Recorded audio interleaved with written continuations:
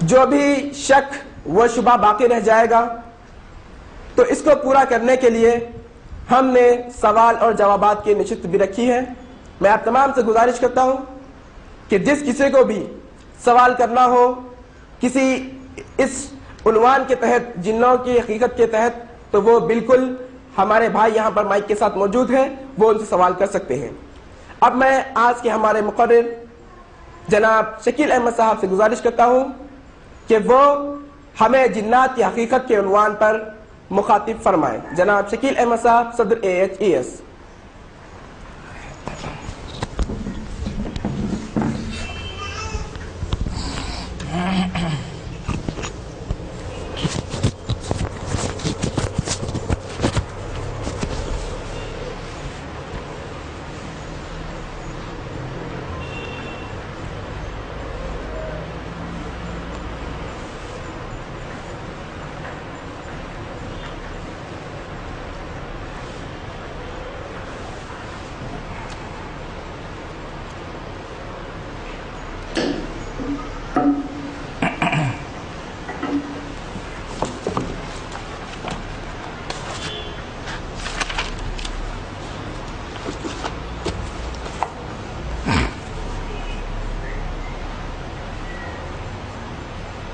إن الحمد لله الذي نستعينه ونستغفره ونؤمن به ونتوكل عليه ونعوذ بالله من شرور أنفسنا ومن سيئات أعمالنا من يهدي الله فلا مضل له ومن يضلل فلا هادي له وأشهد أن لا إله إلا الله وأشهد أن محمدا عبده ورسوله أما بعد فإن خير الحديث كتاب الله وخير الهدي هدي محمد صلى الله عليه وسلم وشر الأمور محدثاتها وكل محدثة بدعة وكل بدعة ضلالة وكل ضلالة في النار الرجيم يا أيها الذين آمنوا اتقوا الله حق تقاته ولا تموتن إلا وأنتم مسلمون قال الله تعالى في القرآن المجيد أعوذ بالله من الشيطان الرجيم يا معشر الجن والإنس إن استطعتم أن تنفذوا من أقطار السماوات والأرض فانفذوا لا تنفذون إلا بالسلطان فبأي آلاء ربكما تكذبان رب اشرح لي صدري ويسر لي أمري واحلل عقدة من لساني يفقهوا قولي رب زدني علما آمین رب العالمین۔ تمام تعریفیں بزرگی بڑائی کبریائی اس رب غالب مولا کے لیے جو تمام جہانوں کا پالنہار مدبر مشکل کشا حاجت روا آقا، جس کی ذات میں کوئی شکوہ نہیں، جس کے دانش میں کوئی شکایت نہیں، اور خطا سے لاریب ہے۔ تیری یاد وجہ قرار ہو میری زندگی کی بہار ہو، تیری یاد وجہ قرار ہو میری زندگی کی بہار ہو، نہ ہو اس چمن میں کبھی خزاں تیری شان جل جلال ہو۔ درود و سلام محبت وحی کتاب حکمت کے مالک صاحب تاج المعراج براق صلی اللہ علیہ وسلم پر، سلام اس پر کہ جس نے بے کسوں کی دستگیری کی، سلام اس پر کہ جس نے بادشاہی میں فقیری کی، سلام اس پر کہ جس کے پاس نہ چاندی تھی نہ سونا تھا، سلام اس پر کہ تکیہ ہاتھ اور چٹائی جس کا بچھونا تھا، درود اس پر کہ جس کی زندگی رحمت ہی رحمت، درود اس پر کہ جس کا تذکرہ عینی عبادت۔ اللہم صلی علی محمد وعلی آل محمد بارک وسلم۔ بزرگوں اور عزیز ساتھیوں اور پس سے پردہ سننے والی اسلام کی مقدس و معتبر خواتین،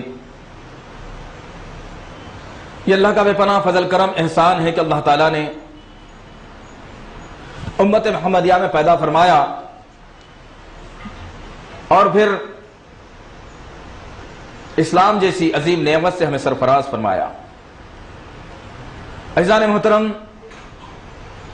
اسلام جب سرزمین پر نہیں تھا تو انسان پراگندہ ماحول میں اپنی زندگی گزارنے والا تھا، لیکن جب اسلام عرب کی سرزمین پر نمودار ہوا نبی آخر زمان صلی اللہ تعالی علیہ وسلم فرمان الہی کے مطابق انسانوں کو سدھرنے کا موقع فراہم کر رہے تھے، ماحول سے افراتفری ختم ہو رہی تھی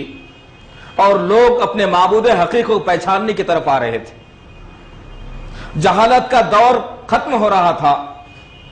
انسان اپنی انسانیت کو پہچاننے پر آ رہا تھا۔ ایسے ماحول، ایسے حالات میں اللہ رب العزت انسانوں کی فلاح و بہبود کے ساتھ ساتھ ایک ایسی مخلوق جو کسی کے نظر نہیں آتی، ان کی بھی فلاح کے لیے اللہ رب العزت آسمانی دنیا سے پیغامات کا نزول فرما رہا تھا۔ لیکن افسوسناک پہلو یہ ہے کہ آج ہماری زندگیاں اتنی مصروف ترین اور اتنی پراگندہ ہو چلی ہیں کہ ہمیں فرصت ہی نہیں ہے کہ ہمیں پیدا کرنے کا مقصد کیا ہے، ہمیں فرصت ہی نہیں ہے کہ قرآن مجید نے کیا حکم دیا ہے، ہمارے پاس فرصت ہی نہیں ہے کہ ان مضامین پر نظر رکھیں۔ چنانچہ ہمارے کچھ ساتھیوں کے مشورے سے اور اللہ کی توفیق سے جو عنوان ابھی آپ نے سنا کہ جنات کی حقیقت، جادوگر اور جادو کا علاج، انشاءاللہ العزیز آج کا جو عنوان ہے وہ 3 حصوں پر مشتمل ہے۔ پہلے حصے میں ہم دیکھیں گے انشاءاللہ تعالی قرآن اور احادیث کی روشنی میں کہ جنات کی حقیقت کیا ہے، پھر انشاءاللہ رب العزت اہل علم میں جو جادوگروں کے بارے میں بتایا ہے انشاءاللہ العزیز ہم اس پر بھی کچھ مختصر روشنی ڈالیں گے، اور پھر جو تیسرا اس کا آخری مرحلہ رہے گا یہ کہ علاج اس کا کس طرح سے کیا جائے، کیا جادو کا علاج صرف منتروں اور جادو سے ہی ہو سکتا ہے یا پھر قرآن اس کا واحد علاج ہے۔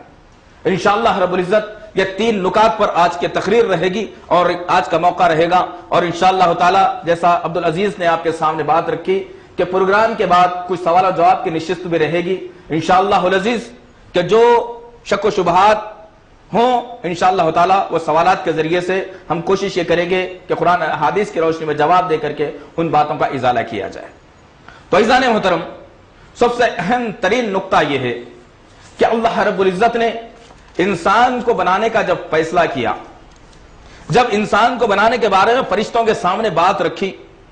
تو فرشتوں نے کیا کہا؟ یہی کہ ہم آپ کی عبادت کے لیے کیا کافی نہیں ہیں؟ لیکن ایک نقطہ قرآن نے اور بتلایا، یہ کہ فرشتوں کے ساتھ ساتھ ایک اور مخلوق تھی، اور جنوں کی مخلوق تھی اس وقت میں جو آسمان پر رہا کرتی تھی، اس سرزمین پر بھی کسی کا وجود نہیں تھا۔ اس وقت کی بات ہے کہ جب فرشتے اللہ کی عبادت میں لگے ہوئے تھے، اس وقت میں ان کا ساتھ دینے والا، یا ان کو بعض روایتوں سے بات معلوم ہوتی کہ ان کو علم دینے والا وہ جن تھا، جو جنوں کی ایک جماعت تھی جو جن فرشتوں کے ساتھ میں رہا کرتے تھے۔ لیکن جب انسان کو بنایا گیا، آدم کو مٹی کا پتلے کا ایک روپ دیا گیا، جب انسان کھڑا ہو گیا تو اللہ تعالیٰ نے یہ حکم صادر کر دیا ان فرشتوں سے اور جنوں سے کہ تم، یہ میری مخلوق ہے، یہ میرا خلیفہ ہے، تم اسے سجدہ کرو۔ لیکن فرشتوں نے بات کو مان لیا، اور پھر وہ جنوں میں سے جو تھا ابلیس جس کو کہا گیا ہے، وہ انکار کر بیٹھا، جس کی وجہ سے وہ قیامت تک کے لیے ملعون قرار دیا گیا۔ اللہ نے کہا کہ جو ابلیس اس سرزمین پر ہے وہ جنوں ہی میں سے ایک تھا۔ تو غرض کہنے کا مقصد یہ ہے، آج ہم دیکھیں گے کہ انشاءاللہ تعالی جنوں کے بارے میں اللہ رب العزت نے جو قرآن اور نبی کریم صلی اللہ علیہ وسلم نے احادیث مبارکہ کے اندر کیا جو ہے نا اس کی تفصیل بتائی ہے انشاءاللہ تعالی۔ تو آئیے سب سے پہلی دلیل میں آپ کے سامنے کے رکھوں، سورہ احقاف کی آیت نمبر 29 میں اللہ رب العزت ارشاد فرماتا ہے، وَإِذْ صَرَفْنَا إِلَيْكَ نَفْرًا مِنَ الْجِنِّ يَسْتَمِعُونَ الْقُرْآنَ، اور جب ہم نے جنوں کی ایک جماعت کو آپ کی طرف یعنی نبی کریم صلی اللہ علیہ وسلم کو متوجہ ہوتے ہوئے دیکھا، اور انہوں نے کہا کہ ہم ایک عجیب قرآن کو ہم سن رہے ہیں۔ تو دوسری دلیل ہے سورہ انعام کی آیت نمبر 130 میں یہی لفظ کو دہرایا گیا کہ یا معاشر الجن والانس الم یاتیکم رسول منکم یقصون علیکم آیاتی وینذرنکم لقاء یومکم ھذا،